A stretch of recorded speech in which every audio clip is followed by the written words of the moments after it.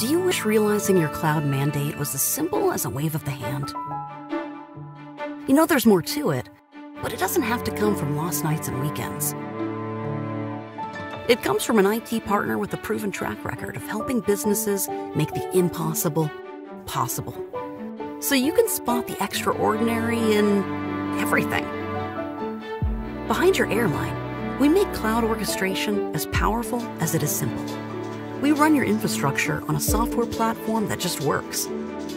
Your IT managers get the runway they need to scale without compromise. And your customers can jet set anywhere their hearts desire, safely and on time. Behind your customer's ride, our software makes complex cloud management a thing of the past.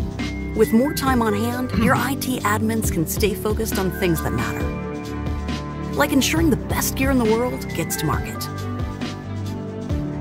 Behind your bank, there's a future-proof cloud platform that allows you to seamlessly move apps and workloads between clouds, freeing your developers to build secure, innovative apps that your customers can bank on. We simplified legacy infrastructure and made it invisible. And now we're doing the same for cloud complexity, so you can focus on the magic you create. Because what we do is invisible. What you do isn't. Cloud. On your terms. Nutanix.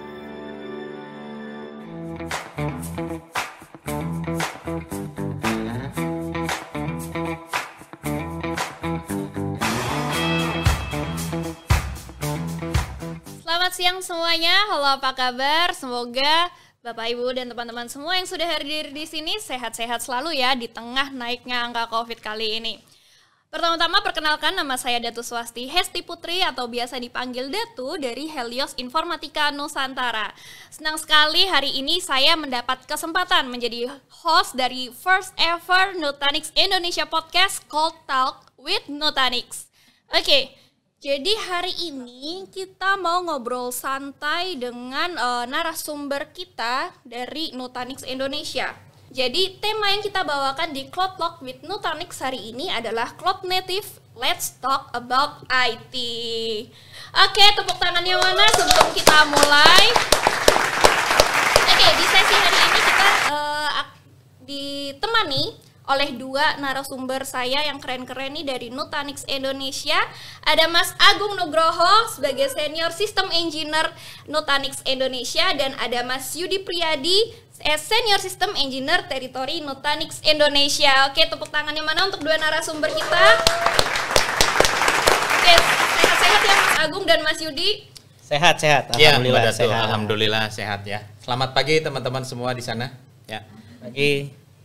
Oke, pagi Mas Agung, Mas Yudi, semoga kita selalu semangat untuk membawakan first ever podcast kita dari Nutanix Indonesia hari ini. Oke, sebagai pembuka, saya juga ingin refresh nih. Ini kan nuansanya masih tahun baru 2022 ya, vibe-nya masih New Year. Nah, biasanya kalau di awal tahun nih kita membahas apa yang akan menjadi tren di waktu ke depan nih ya. Nah, jadi kalau menurut Mas Yudi sendiri nih, mengenai tren teknologi di dunia pada umumnya, dan khususnya di Indonesia, kira-kira apa sih yang bakal menjadi tren dan perlu diantisipasi nih sama teman-teman yang hadir di sini untuk waktu ke depan? Oke, jadi kalau kita lihatnya Mbak Datu ya, kita sekarang kan ada, kita benar-benar hidup di era yang digital banget gitu ya. Banyak kita dengar jargon-jargon baru, istilah-istilah baru di dunia IT gitu ya. Yang kadang saya pun yang kerja di dunia IT agak susah juga buat catch up-nya ya. Jadi banyak istilah-istilah muncul terus benar ya. Oke, siapa tahu nih kalau bagus kontennya saya bisa diundang jadi narasumber Mas Dedi mungkin ya di podcast sebelah. Mas Dedi Corbuzier, silakan hubungi Mas Yudi. Ya, jadi ya salah satu mungkin yang paling dekat ya dengan kehidupan kita sehari-hari gitu. Kerasa banget ya sekarang kita tergantung banget hidupnya sama smartphone gitu kan ya. Kita udah lagi nggak ngalamin zaman-zaman mau beli apa-apa antri gitu ya. Kayak dulu saya masih ngalamin tuh ngantri untuk beli tiket kereta gitu ya. Udah berjam-jam ngantri tiket kereta, habis tiket keretanya. Sekarang kan apapun udah pakai smartphone. benar, itu kan ya, kayak gitu udah nggak zaman ya, buang-buang Iya, waktu betul. lagi kayak gitu. Sekarang kan semuanya pesan online. Kalau udah habis ya udah cari Lapar tanggal aja lain. udah tinggal buka smartphone ya. Tuh ya, anak saya aja kan umurnya masih 4 tahun, kalau lapar sekarang bukan nyari emaknya, nyarinya GoFood Nyari katanya, Pak GoFood. GoFood Pak gitu ya. Nah jadi kerasa banget ya, tergantung banget kita sama smartphone gitu ya. Ini kan berarti kalau kita lihat tuh tantangannya kan sekarang tuh berarti bagaimana semua bidang gitu kan bisa menyediakan layanan yang berbasis digital gitu kan. Ya kalau sebelumnya memang mungkin sebelumnya udah beberapa sudah ke arah sana gitu ya. Beberapa industri spesifik sudah ke arah sana, tapi kalau sekarang hampir semua industri jadinya saling cepat-cepat ke arah sana karena juga didorong dengan adanya pandemi Covid ya. Ada pandemi Covid kan tentu saja kita sebisa mungkin nggak bertemu gitu ya. Apa-apa kalau bisa kita bisa akses lewat suatu platform Semua digital, serba online betul. ya, Mas, ya. Kalau bisa kan mengurangi waktu kita untuk bertemu langsung ataupun harus ke suatu tempat membuat kerumunan gitu kan. Jadi hampir di semua industri gitu ya, itu proses digitalisasi itu dipercepat ya. Kita ambil contoh sekolah gitu kan, kampus yang dulunya e-learning platform hanya jadi sekedar pelengkap, sekarang jadi yang utama diakses oleh mahasiswa gitu kan. Kalau dulu misalnya di pelayanan masyarakat, bikin KTP, bikin STNK, bikin SIM, itu sebelumnya kan masih harus datang ke tempat. Sekarang kan udah kita bisa lewat aplikasi gitu kan, dilayani lewat aplikasi. Nah, tentu saja ini menimbulkan tantangan gitu ya bagi setiap penyedia layanan untuk membuat aplikasi itu yang bisa digunakan oleh usernya masing-masing gitu kan. Nah, bagaimana untuk menyediakan layanan aplikasi itu tidak hanya sekedar mendigitalkan gitu ya. Mungkin seringkali kita merasakan gitu ya, ada kita memang nih udah digital tapi begitu kita akses aplikasinya user interface-nya nggak menarik lah, atau ngehang terus lah, atau kita masukkan sesuatu di situ tidak ada yang menanggapi, misalnya kan kesel juga ya gitu. Jadi nggak hanya berhenti sekedar menyediakan layanan digital, tapi bagaimana terus mengimprove gitu ya si platform digital tadi ya. Jadi bagaimana mengimprove baik itu dari user experience tadi gitu ya, fungsi-fungsi baru, atau ada kebutuhan bisnis baru mungkin ya yang perlu dimasukkan ke situ. Nah itu yang harus terus dikembangkan. Dan juga kalau kita lihat ya, selain dikembangkan tadi, kita juga kadang sekarang karena semua orang akses platform digital ini hampir dari semua gitu ya, internet sekarang udah kenceng gitu ya, sudah menyebar juga ke seluruh Indonesia, semua yang akses banyak. Kadang ada beberapa waktu di mana yang akses itu sangat banyak gitu ya. Contohnya Harbolnas lah ya, nah, ini pasti lagi waktu flash sale benar juga ya. Mbak Datu pasti seneng nih kalau cewek ya. Ke rumah saya tuh pasti kalau lagi flash sale tuh, wah tiap hari sampai nggak bisa meeting, Mbak. Jam 12 malam lewat 1 detik langsung buka Langsung ya klik. Mas ya. Iya, saya sampai nggak bisa meeting. Tiap baru duduk udah ada bel lagi kirim paket istri saya pasti flash sale. Jadi kalau flash sale itu kan traffic tiba-tiba tinggi banget. Nah, bagaimana gitu ya penyedia platform digital ini bisa juga menyediakan aplikasinya itu bisa menghandle traffic yang segitu tingginya gitu ya pada suatu waktu tertentu gitu kan. Nah, oleh karena itu ya, karena dibutuhkannya tadi aplikasi yang bisa dikembangkan terus secara cepat, bisa menghandle traffic gitu ya yang sangat besar gitu. Nah, adalah makanya sekarang mulailah orang-orang mengobrolkan yang namanya cloud native tadi gitu ya, karena dengan teknologi cloud native ini itu menjawab gitu ya kebutuhan akan penyediaan layanan aplikasi berbasis digital dengan karakteristik tadi gitu ya. Jadi jawabannya itu ada di cloud native sebetulnya itu. Jadi cloud native ini adalah salah satu mungkin yang saya bilang selama apalagi selama pandemi ini ya banyak diobrolkan lah ya, banyak diobrolkan apalagi di dunia IT. Oke, menarik sekali ya Mas Yudi. Jadi bisa dibilang tren teknologi yang mungkin perlu diantisipasi nih sama Bapak Ibu sekalian itu adalah cloud native. Jadi memang sekarang ini apalagi semenjak Covid ya, semua itu udah serba digitalize, kita semua proses pun juga udah pindah ke digital. Jadi sekarang tantangannya udah bukan gimana kita mendigitalize, tapi kita untuk keep maintain dan tetap improve dengan platform-platform digital yang kita miliki. Nah, jadi bisa dibilang cloud native dan cloud native platform ini sudah bukan hanya menjadi tren, tapi menjadi necessity atau keharusan dalam sebuah IT environment dari perusahaan dan organisasi Bapak Ibu sekalian nih. Nah, sebelum kita bahas lebih lanjut lagi nih terkait tema kita cloud native, saya ini kan sebagai produk spesialis Nutanix ya Mas, suka ketemu customer yang kadang masih suka bingung nih, Mbak, Nutanix itu sebenarnya dia hardware, software, cloud atau apa sih? Masih suka banyak kebingungan seperti ini nih di customer yang saya temui. Nah, kalau dari Mas Agung sendiri penjelasannya gimana nih Mas? Jadi bagaimana dan siapakah Nutanix itu sekarang? Iya, ya betul ya. Jadi Mbak Datu nggak cuma hanya Mbak Datu aja mungkin yang ngalami hal yang sama gitu ya. Jadi kalau saya ketemu klien sama itu adalah satu hal yang suka ditanyakan juga gitu ya. Karena kebanyakan dari mereka tahu Nutanix ini awalnya adalah HCI gitu ya. Mungkin sebelum ke sana tadi saya coba kutip sedikit ya beberapa pernyataan dari Mas Yudi ya. Jadi kalau kita lihat memang proses digitalisasi ini semakin ke sini semakin tinggi ya, semakin didesak untuk kita bisa mempercepat proses digitalisasi yang ada di organisasi kita. Jadi IT ini dituntut untuk bisa mendeliver aplikasi, mendeliver data, layanan dalam waktu yang cepat gitu ya, tapi juga di sisi lain tetap cost efektif gitu ya, dan juga bisa di scale gitu ya, melihat karakteristik dari behavior user yang tadi ya contohnya ada harbolnas dan segala macam, itu kan artinya sistem yang kita punya juga harus bisa adapt ya, harus bisa scale dengan lebih cepat gitu ya. Nah di sini mungkin sebelum saya bicara tadi yang mengenai software, hardware, jadi saya perlu sampaikan bahwa di sini ada satu message penting gitu ya. Jadi ketika kita ingin mengarah ke transformasi, mendigitalisasi gitu ya, perlu kiranya kita mendefinisikan platform cloud seperti apa yang nantinya akan kita gunakan gitu ya. Jadi pemilihan platform yang tepat ini tentunya nantinya akan mempermudah ya bagi organisasi itu sendiri untuk mempercepat proses digitalisasi itu sendiri.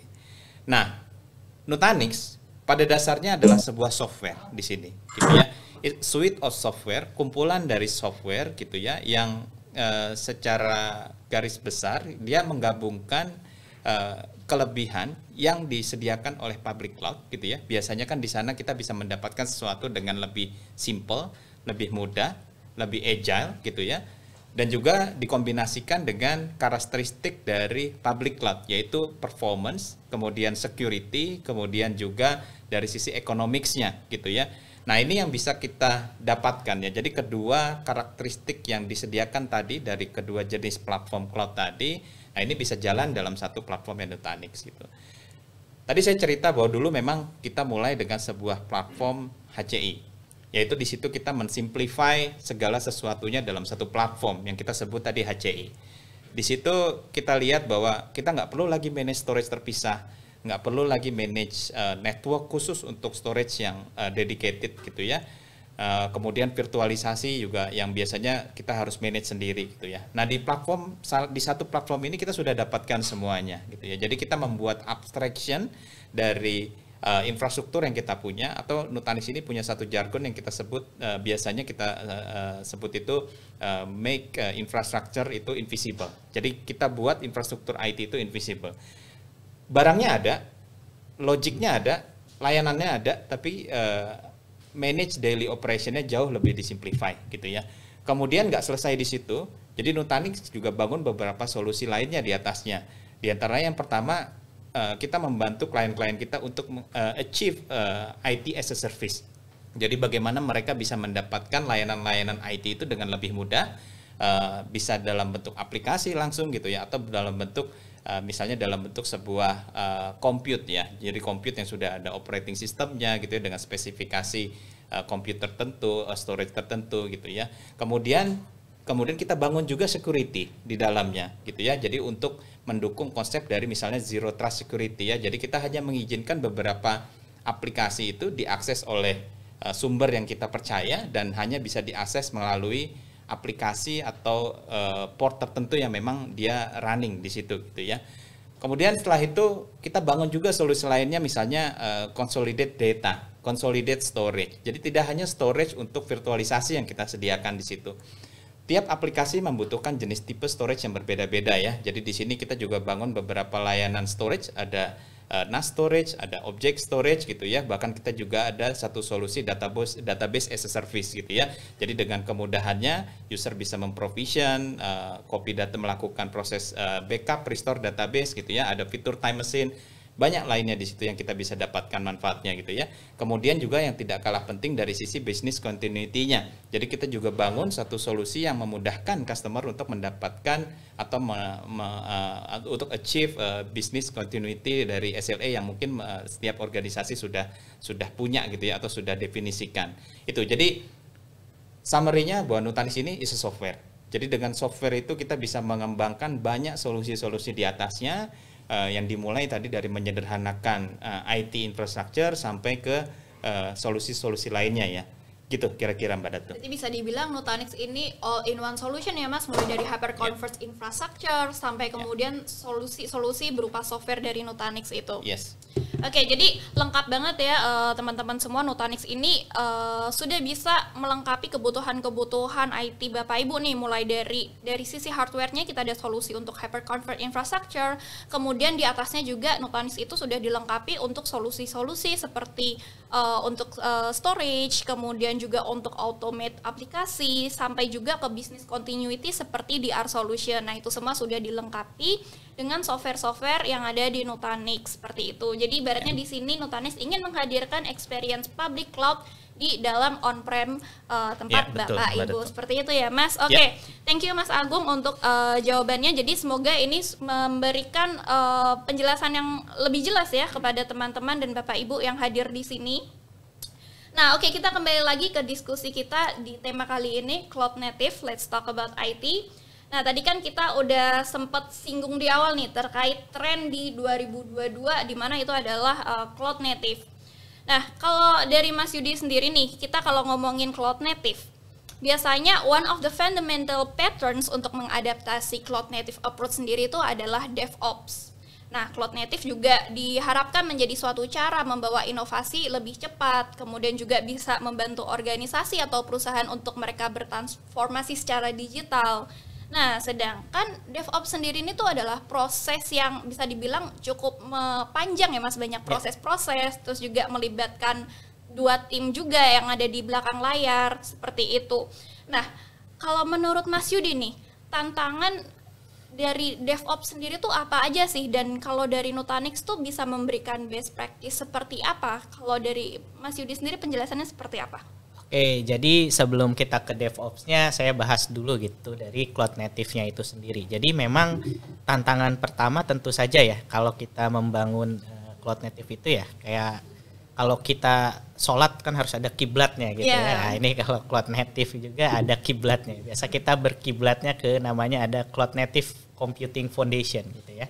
Ada CNCF namanya. Nah, itu suatu organisasi di mana di organisasi itu kita dia mengembangkan tools-tools ya, sebenarnya sekumpulan teknologi company dia yang mengembangkan tools-tools untuk kebutuhan Cloud Native itu sendiri ya. Jadi kalau kita lihat landscape-nya itu sangat banyak toolsnya gitu ya. Nah, dan mereka pun bikin ada Cloud Native roadmap-nya ya, trail gitu ya. Jadi yang perlu diadaptasi dari awal sampai ke yang paling advance seperti apa. Nah, tentu saja ini kan jadi tantangan juga sebetulnya. Tantangan yang pertama itu sisi teknologi. Teknologi ini kan banyak sesuatu yang baru ya tadi ya. Teknologi banyak istilah-istilah baru, banyak teknologi baru yang sebetulnya harus dipelajari oleh setiap company gitu ya.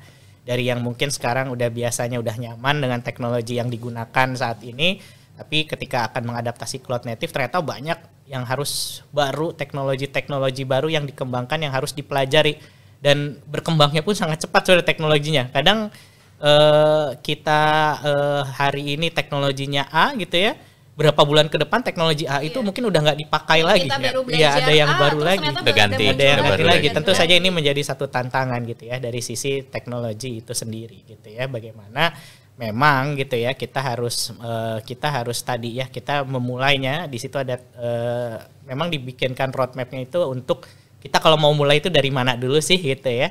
Sampai akhirnya nanti mungkin kita dengan berjalannya waktu kita bisa mengadaptasi yang jauh lebih advance. Nah, yang kedua yang perlu saya garis bawahi ada proses ya. Ini kan kita ngomongnya tadi mulai ke DevOps. DevOps kan itu singkatan dari developers dan operation. Nah, ini yang harus digabung. Ini kan biasanya kebanyakan di perusahaan-perusahaan Dev dan Ops itu adalah suatu tim yang terpisah. Ya. Biasa kadang malah seperti anjing dan kucing gitu ya. Saling salah-salahan gitu kan ya. Sering miskom ya. Akhirnya ujung-ujungnya apa sebetulnya? Ya kalau kita mau cepat tadi pengembangan aplikasi dengan cloud native dan lain-lain itu kalau masih seperti ini, silo seperti ini nggak bisa jalan. Yang pasti lama di gontok-gontokannya aja gitu kan. Sedangkan kita maunya semua serba cepat. Nah, makanya di DevOps ini proses harus diubah. Proses yang tadinya banyak kita lakukan manual gitu ya, baik di sisi developer maupun di sisi operation itu harus mulai digantikan dengan proses-proses yang terotomasi. Ya, jadi kalau kita ambil istilah mungkin kalau kita ngebangun rumah itu jangan dari tanah kosong terus ya baru ke toko bangunan, beli batu bata itu kan yang sering dilakukan sekarang ya, seperti bikin saya butuh aplikasi baru. Orang operation baru nyiapin tuh, bikin VM-nya sendiri, install OS, pokoknya semua serba manual, itu kan lama prosesnya manual. Harus mulai diotomasi. Jadi semua proses dari mulai infra sampai ke aplikasi dibuat gitu ya, sampai di deliver ke user, bagaimana prosesnya semua terotomasi sehingga bisa berjalan dengan sangat cepat.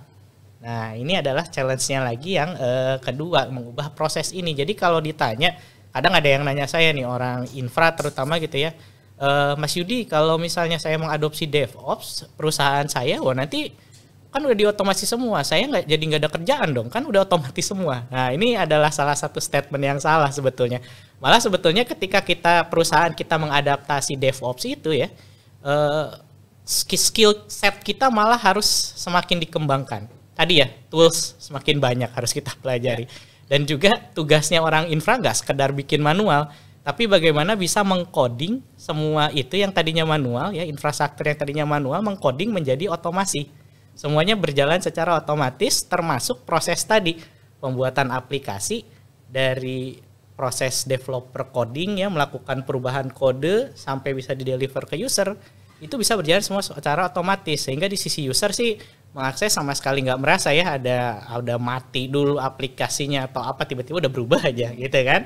Nah, itu jadi tantangannya. Jadi tadi kalau saya kembali simpulkan, yang pertama teknologi, ya, banyak teknologi baru yang harus diadaptasi. Yang kedua adalah proses, banyak proses yang harus diganti dari manual ke otomasi. Nah, mungkin ada dari Mas Bro Agung ada tambahan lain? Oke, ya benar Mas Yudi ya. Tadi beberapa diantaranya itu challenge yang biasanya muncul, Mbak Datu ya, ketika nanti kita sudah mulai terjun ke sana. Nah, di sini saya mau coba tambahkan ada beberapa challenge lainnya yang kita temui juga. Yang pertama itu terkait dengan lack of skill, required skill atau lack of required talent di sini. Jadi kita paham betul bahwa ini adalah satu teknologi yang relatively baru. Belum banyak orang yang menguasai gitu ya, dan tapi kita harus perlu atau wajib punya orang yang menguasai di area ini gitu ya. Terkait dengan talent atau skill set ini kita bisa pertama bisa develop from the scratch gitu ya, orang yang ada atau tim yang ada di kantor kita bisa develop, berikan training yang proper gitu ya. Atau yang kedua kita bisa hire talent yang memang sudah experience gitu ya. Tapi sebenarnya itu juga nggak selesai sampai di situ, karena kalau kita sadari betul bahwa memang request atau kebutuhan talent dari DevOps ini in a worldwide gitu ya, itu masih cukup tinggi. Artinya apa? Artinya orang yang memang bekerja di area ini itu belum banyak. Sementara kalau kita lihat ya akhir-akhir ini digaung-gaungkan digitalisasi segala macam tadi, memang membutuhkan orang yang punya specific skill set di area ini. Oke, jadi yang pertama tadi masalah talent ya. Yang kedua kegagalan kita mendefine whole proses. Jadi ketika kita mendefinisikan atau ingin menjalankan satu DevOps gitu ya, itu kan melibatkan banyak hal, prosedur dan proses di dalamnya gitu ya. Setiap prosedur, setiap proses yang ada di dalamnya itu juga membutuhkan set of skill, set of tools gitu ya, kumpulan dari orang-orang yang bekerja di dalamnya. Nah, di situ kita perlu deep dive lebih detail lagi gitu ya, tools apa yang dibutuhkan, skill set apa yang dibutuhkan, dan kita harus tahu betul persis apa yang kita lakukan di setiap proses tadi. Kemudian kemungkinan challenge lain yang mungkin muncul kebanyakan adalah banyak organisasi besar ya, terutama mereka starting too big. Artinya ini sesuatu yang baru, kita harus munculkan kepercayaan diri dulu ke tim-tim kita gitu ya. Kita bisa mulai dari sesuatu yang kecil. Sesuatu yang kecil, terukur, dan ini sudah pasti bisa di-execute ya, executable gitu ya. Karena kalau kita mulai dengan sesuatu yang besar, ini akan membuat overwhelming gitu ya keseluruhan tim yang ada. Ya, developer itu sendiri dan juga operation itu sendiri. Kemudian banyak yang menganggap bahwa DevOps ini adalah single model. Artinya karena ini sesuatu ilmu yang baru, mereka coba copycat, replicate apa yang dilakukan mungkin di tempat yang lain, atau dilakukan apa yang dibentuk atau yang dibuat untuk membuat satu produk yang lain gitu ya. Mereka coba implementasikan atau mereka coba replicate di tempat mereka gitu, atau di produk yang mereka ingin bangun gitu ya. Nah, ini kadang nggak selalu berhasil gitu ya, karena kita sadar betul bahwa setiap aplikasi, setiap organisasi itu punya keunikan sendiri-sendiri ya. Ketika kita ingin membangun satu produk, service, itu juga punya keunikannya sendiri-sendiri gitu ya. Jadi melibatkan dari sisi arsitekturnya, dari sisi business goals, business objectives-nya seperti apa gitu ya. Jadi nggak bisa kita samaratakan gitu ya. Kemudian berikutnya adalah menolak untuk mengukur impact dari setiap perubahan yang terjadi. Karena DevOps ini kan iteratif proses ya. Proses yang kecil tapi sering kita lakukan. Nah, setiap perubahan tentunya akan ada potensi kegagalan ya ketika kita ingin melakukan improvement gitu ya. Nah, di sini kita perlu tahu persis bahwa setiap perubahan itu impact itu kemana aja gitu ya. Jadi akan sangat baik jika segala macam misalnya ya ditemukan ada code flows gitu ya, ada bugs dan segala macam itu ditemukan pada saat proses development di awal gitu ya, daripada ini nanti sudah running di production gitu ya. Jadi proses tadi kita harus tahu betul impact-nya apa, kalau gagal itu apa yang terjadi gitu ya, dan semakin banyak kita lakukan itu, semakin iterasi itu sering kita lakukan, semakin juga produk yang kita hasilkan ini kualitinya jauh lebih baik gitu ya. Kemudian mereka nggak punya, kadang yang berikutnya adalah nggak punya DevOps culture. Jadi DevOps ini kan semua orang bilang ini adalah culture. Jadi perubahan culture, perubahan pola pikir, mindset dari setiap tim yang bekerja di dalamnya itu satu hal yang penting juga gitu ya. Jadi tim di sini juga Dev dan Ops tidak hanya bekerja berdasarkan skill setnya mereka masing-masing, disiplin skillnya mereka masing-masing, tapi ini adalah multidisipliner skill gitu ya. Artinya setiap orang mungkin nggak perlu menguasai sampai detail apa yang orang lain kerjakan, tapi secara high level, secara garis besarnya mereka tahu whole prosesnya itu seperti apa gitu. Dan dia juga perlu tahu mengenai business knowledge-nya ya, apa bisnis triggernya yang berada di balik produk yang kita bangun ini gitu ya. Objektifnya apa sebenarnya gitu ya. Jadi kita harus bangun culture itu di seluruh tim yang kita punya gitu ya. Jadi kalau ada yang misalnya tim yang memang nggak reluctant gitu ya, dia hanya mau bekerja berdasarkan apa yang menjadi domain skillnya dia gitu ya. Nah, ini will likely to fail lah gitu ya. Itu kira-kira tambahan dari saya, Mbak Datu, Mas Yudi. Oke, berarti DevOps ini karena memang merupakan proses-proses yang panjang, jadi tentu aja tantangan-tantangannya juga cukup banyak ya Mas yang perlu dihadapi. Kayak tadi mulai antara sinkron antara tim develop dan tim operation, kemudian juga dari segi talent of people-nya pun juga harus tetap belajar dengan tools-tools yang ada terus seperti itu ya. Nah, jadi seperti itu Bapak Ibu dan teman-teman yang hadir di sini, memang dalam cloud native ini yang namanya DevOps itu salah satu fundamentalnya. Jadi juga kita perlu mempersiapkan nih tantangan-tantangan yang biasanya kita hadapi di dalam DevOps. Nah, kalau tadi penyampaian dari Mas Yudi dan Mas Agung terkait tantangan-tantangan dan best practice yang biasanya dihadapi oleh tim Nutanix. Nah, ini Mas Yudi bisa nggak kasih salah satu contoh kasus? Siapa tahu biar mungkin Bapak Ibu atau teman-teman yang hadir di sini bisa relate nih. Ada contoh kasus dari customer Nutanix yang udah dihandle oleh Nutanix nih seperti apa? Oke, mungkin saya mulai cerita saya dulu dari di sini ada salah satu mungkin industrinya di pemerintahan ya, government ya, untuk salah satu kota ya. Mereka tentu saja sekarang kan kota itu dituntut untuk punya, setiap pemerintah kota itu punya decision based on artificial intelligence lah, sekarang kan lagi tren ya, smart city gitu kan. Jadi nggak hanya sekedar CCTV ya, kalau CCTV itu bukan smart city. Itu rumah saya juga kompleknya sudah pakai CCTV, nggak saya bilang smart komplek juga kan gitu kan.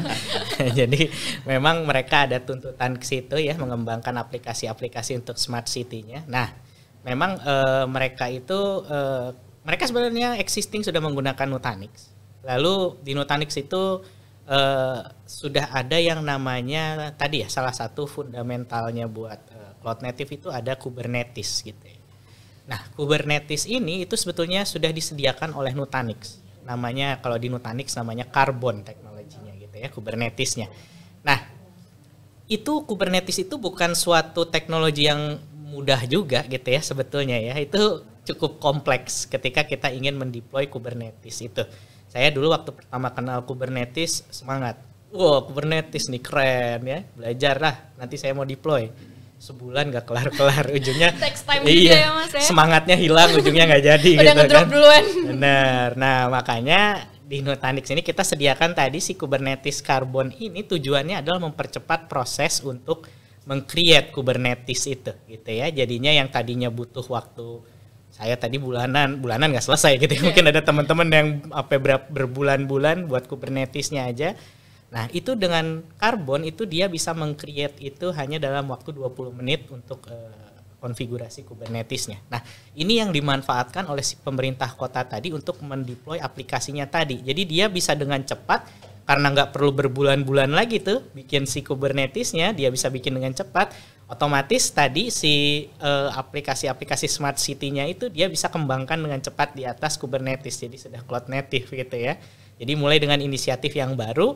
Nah, awalnya kecil, benar tadi kata Mas Agung ya, awalnya kecil, satu per satu gitu ya, lama-lama kan semakin confidence ya, wah oke nih jalan, lama-lama tambah banyak. Jadi tim IT udah nggak fokus di berbulan-bulan deploy Kubernetes, tapi bisa fokus untuk fokus inovasi pengembangan yang lain aplikasi, ya. benar. Ujung-ujungnya aplikasi-aplikasi yang lain pun yang tadinya mungkin sudah untuk kepegawaian yang tadinya masih berbasis tradisional pun mulai dikembangkan ke cloud native. Kita bisa achieve one single goal yang simple gitu ya. Betul. Untuk kita bisa memulai lainnya yang lebih besar gitu ya.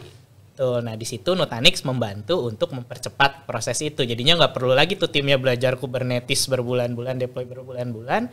Oleh Nutanix sudah disediakan, tinggal fokus deployment aplikasinya, developmentnya seperti apa. Itu yang dari sisi saya di government. Mungkin Mas Bro Agung handle industri yang lain ada pengalaman lagi juga.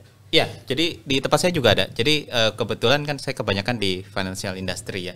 Jadi ada salah satu customer yang memang bergerak di financial sector di sini. Jadi mungkin beberapa tahun yang lalu itu dimulai dari mereka ingin mencoba terus mengenhance gitu ya customer experience-nya gitu ya.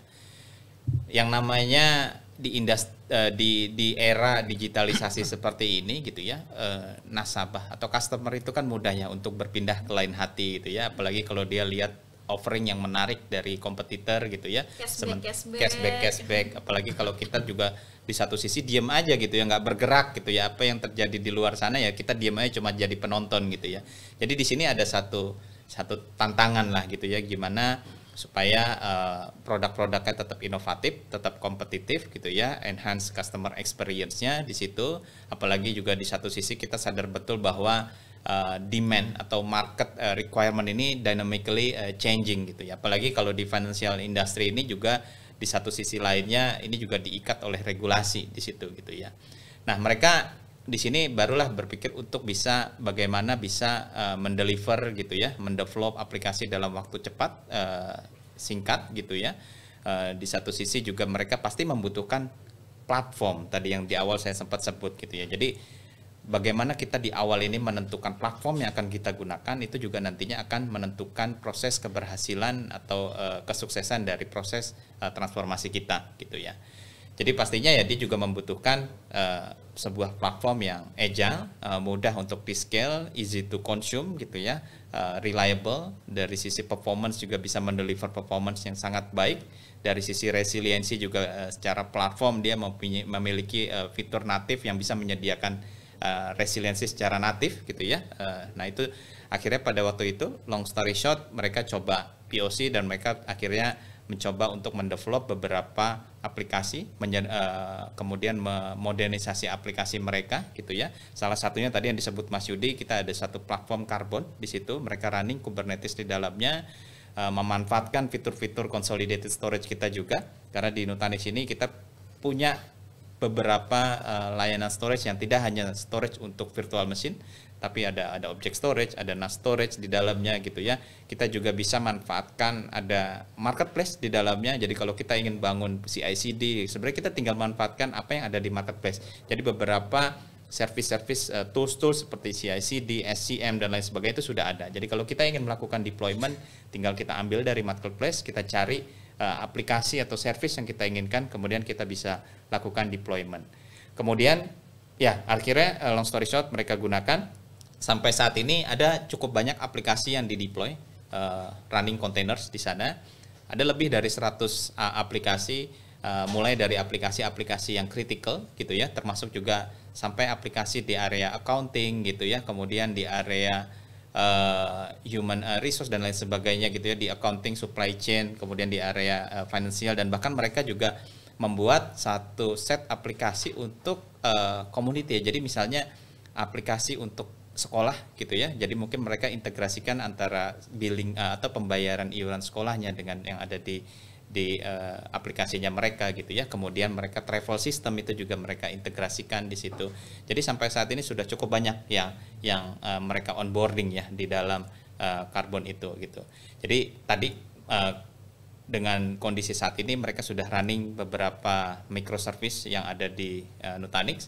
Kemudian juga mereka mengimplementasikan DevOps adoption model di situ ya, untuk mereduce complexity, untuk mengenhance agility-nya gitu ya.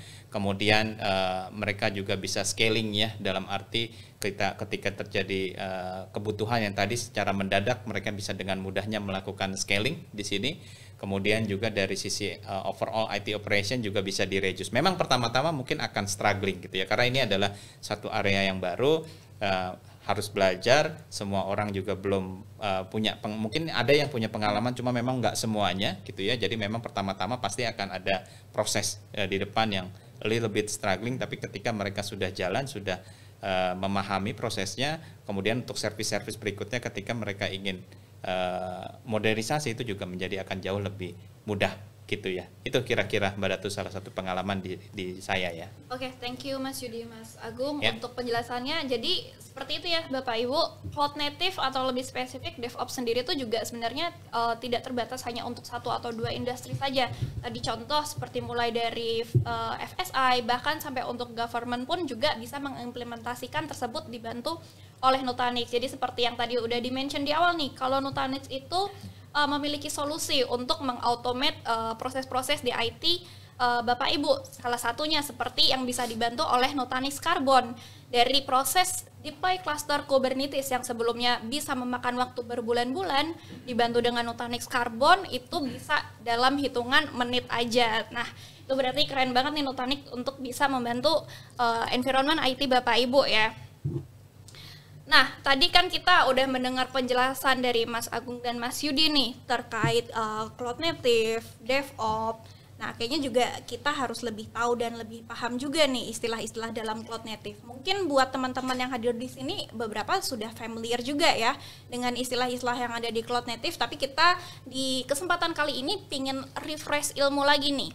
Jadi mungkin buat teman-teman yang masih kurang familiar atau mungkin baru dengar cloud native ini apa sih? Jadi kita bisa lebih mantap lagi pemahaman kita tentang jargon-jargon atau istilah-istilah yang biasa kita temui dalam cloud native journey.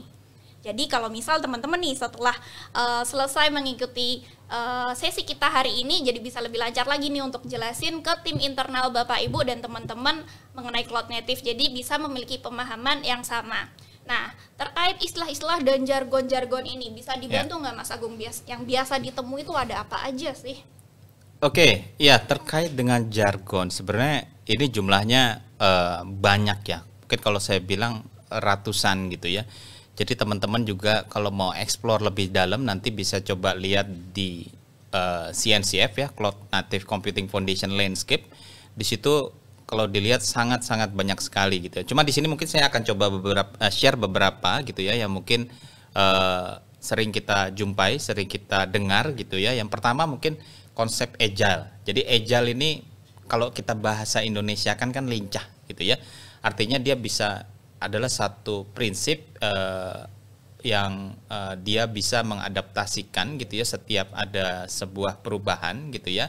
Kemudian dia mencoba mengadaptasikan dan mencoba untuk mengembangkan atau membangun satu produk atau layanan tertentu gitu ya di IT. Jadi ini adalah satu konsep, satu prinsip lah kalau boleh saya sebut. Kemudian nggak jauh dari Agile kita mungkin pernah dengar juga Scrum ya. Jadi Scrum ini adalah salah satu Agile methodology, adalah sebuah framework gitu ya, yang tentunya tadi ya untuk mencapai konsep dari atau prinsip dari Agile itu sendiri. Jadi nanti di dalamnya ada proses kita mereview backlog gitu ya dari beberapa pekerjaan sebelumnya, kemudian kita lakukan proses di Scrum itu ada istilah-istilah Scrum lah. Pada prinsipnya di sana dia akan mencoba melakukan proses iterasi, memperbaiki, melakukan perbaikan atau mendevelop satu yang baru gitu ya, untuk menghasilkan satu capaian kecil gitu ya, tapi ini dilakukan berulang dan dilakukan untuk beberapa area yang lain juga gitu ya. Kemudian DevOps, tadi sempat disebut Dev itu adalah developer dan operation gitu ya. Jadi Dev tentu kita tahu betul bahwa di area developer ini biasanya ya tim-tim yang bekerja dengan urusan coding gitu ya. Mereka dituntut untuk mengerjakan sesuatu, mendeliver code dalam waktu cepat. Sementara ops ini ya operation ya, mereka dituntut untuk mendeliver atau mendevelop satu layanan. Kemudian tuntutannya dari biasanya yang dijadikan objektif dari tim operation ini adalah stability gitu ya. Nah, memang ini selalu bertolak belakang gitu ya, makanya muncullah konsep DevOps ini gitu ya. Kemudian ada cloud. Ya, cloud ini di mana kita bisa mendapatkan layanan untuk menjalankan proses compute ya, storage dan lain sebagainya. Pada dasarnya di sini kita bisa dapatkan layanan IT gitu ya. Jadi sama seperti Nutanix di sini Enterprise Cloud, kita bisa menyediakan beberapa layanan yang ada di dalamnya.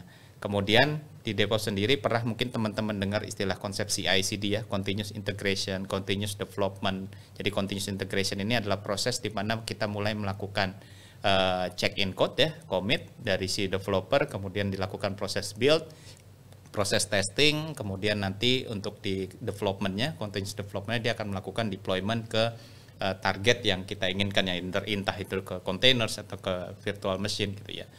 Tadi source code dia juga punya manajemennya, jadi development juga punya tools untuk menyimpan code-nya mereka ya, SCM biasanya kita sebut. Kemudian proses build itu sendiri, men-build satu code gitu ya, untuk menciptakan satu artifact ya. Artifact ini adalah hasil dari proses build-nya itu sendiri. Dia biasa juga bisa disimpan di dalam sebuah artifactory gitu ya. Kemudian ada containers ya, kalau teman-teman saat ini pernah dengar containers, Docker gitu ya. Nah, ini adalah satu objek, satu entity yang dimana di dalamnya ini sudah ada set of application di dalamnya yang kita bisa deploy gitu ya ke sebuah target ya, bisa contohnya bisa sebuah Kubernetes gitu ya, untuk mendapatkan layanan yang ada di dalam kontainernya. Kontainer juga bisa disimpan di dalam sebuah registry ya. Jadi ini adalah sebuah penyimpanan kontainer registry ini untuk menyimpan kumpulan dari Docker atau container image yang sudah kita build. Kemudian ada Kubernetes, dia adalah orkestrasi untuk containers di sini. Dan ada beberapa layanan lain mungkin yang kalau saya sebutkan semua yang mungkin waktunya di sini juga nggak akan cukup gitu ya. Jadi itu beberapa dari contoh jargon-jargon yang digunakan. Sebenarnya nggak hanya di area DevOps saja, tapi kalau kita lihat di CNCF tadi itu ada banyak hal, termasuk juga database, termasuk juga di situ ada messaging gitu ya, streaming, kemudian ada tools untuk monitoring observability. Monitoring observability mungkin udah tahu semua ya. Jadi kita bisa monitor aplikasi, kemudian monitor sistem di situ, kemudian juga logging ya, untuk kita bisa mengumpulkan dan menganalisa log dari aplikasi ataupun dari sistem gitu ya. Itu kira-kira ya Mbak Oke, Datu. Ya. berarti cukup banyak juga ya Cukup Mas banyak. istilah-istilah yang ada di cloud native ini. Tadi contohnya seperti ada agile, kemudian containers, kemudian juga ada microservices Ada juga microservice ya Mas. sebenarnya, ya. Oke, jadi emang sebenarnya masih banyak lagi untuk istilah-istilah yang ada di cloud native ini. Mungkin nanti teman-teman bisa ngulik-ngulik sendiri juga ya dari Google seperti itu. Oke, tadi pembahasan dari Mas Yudi dan Mas Agung tuh udah lengkap banget ya teman-teman di hari ini, sampai nggak kerasa waktu kita juga udah tinggal dikit lagi. Nah, saya masih ada satu pertanyaan lagi nih buat Mas Yudi dan Mas Agung. Bisa nggak sih di-spill nih kira-kira nama perusahaan atau customer Nutanix yang udah dibantu oleh Nutanix yang dalam journey mereka nih udah berhasil dibantu oleh Nutanix. Jadi siapa tahu kalau teman-teman yang ada di sini bisa relate dengan ceritanya atau dengan success story-nya, mereka bisa terinspirasi. Ini mungkin dari Mas Yudi dulu bisa di-share Mas. Ya, jadi mungkin untuk saya sendiri ada case yang sangat menarik ya. Kalau tadi saya cerita yang di government, sekarang dari sisi industrinya pendidikan, universitas gitu ya. Jadi kalau kita ngomong dulu cloud native itu kan bukan sebetulnya udah banyak digunakan oleh teman-teman kita di startup digital ya. Nah, kalau kita lihat si kampus yang satu ini, customer kita ini ya, itu ada di Jogja, udah jadi reference juga kita ya, bisa dicek nanti di linknya buat use case-nya seperti apa. Nah, di UII dia udah nggak kayak kampus, kata saya udah kayak startup digital sendiri.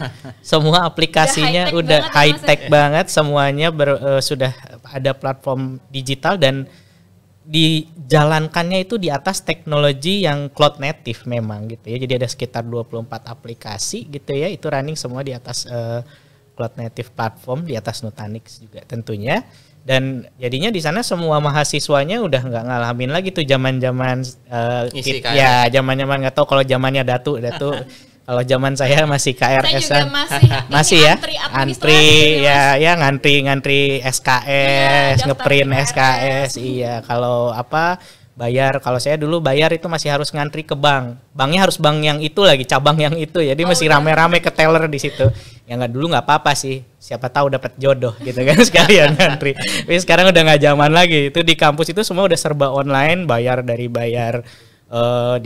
udah dari mulai bayar SKS, daftar SKS, e-learningnya, modulnya ada semua di sana, dan semuanya dijalankan di atas udah cloud native, dan juga pengembangan aplikasinya sudah secara DevOps. Itu memang kita bantu journey-nya dari awal gitu ya, kita teknologi Nutanix yang memang mereka pilih karena dirasa cocok tadi ya. Kita banyak punya tools untuk mempercepat proses mengadaptasi dari tradisional ke cloud native dan juga DevOps tadi. Kita punya banyak toolsnya termasuk, dan tadi kalau kita bilang DevOps itu bukan proses sekali udah selesai gitu ya, tapi proses yang selalu berkembang iterasi. Jadi kemarin saya sudah sempat ya, Mas, betul sekarang juga kita udah sampai ke kemarin kita diskusi lagi untuk pengembangan. Jadi kalau tadi baru ngomong di aplikasi, sekarang mereka ke arah database. Jadi database-nya pun ketika sudah cloud native itu memang jadinya mungkin kalau biasanya kita pakai satu database, nanti ke sana di sana mau database-nya pun dipecah-pecah menjadi database yang lebih kecil, dan kita juga punya tools untuk itu gitu ya.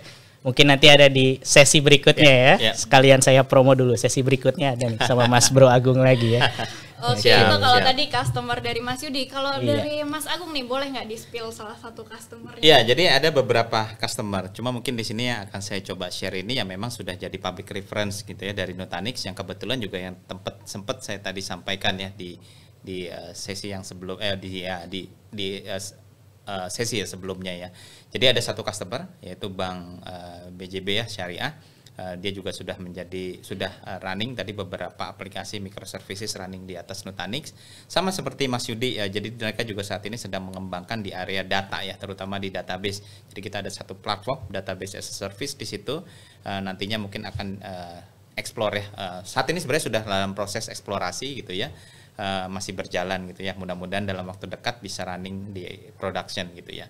Itu kira-kira Mbak Datu. Jadi Bank tadi ya, Bank BJB Syariah. BJB Syariah dan dari Mas Yudi ada UII ya. Oke, berarti tadi adalah salah satu atau salah dua customer dari Nutanix yang sudah berhasil dibantu journey-nya oleh Nutanix. Nah, kalau mungkin teman-teman di sini mau tahu cerita lengkap journey mereka itu seperti apa, link cerita lengkapnya udah di-share di chat, jadi bisa cek aja di link tersebut, atau misal teman-teman coba googling aja, itu juga sudah terpublish ya cerita journey-nya dari BJBS dan UII. Oke, sekali lagi saya ucapkan terima kasih untuk Mas Agung dan Mas Yudi. Sama-sama, dan juga, sama-sama. ya, semoga kita bisa mendapatkan insight, terus inspirasi juga ya dari sesi kita, dari podcast pertama kita, Cloud Talk with Nutanix. Sebagai penutup, untuk hari ini saya tutup dulu Cloud Talk with Nutanix hari ini. Saya Datu undur diri. Terima kasih semua, semoga sehat selalu. Selamat siang. Selamat siang.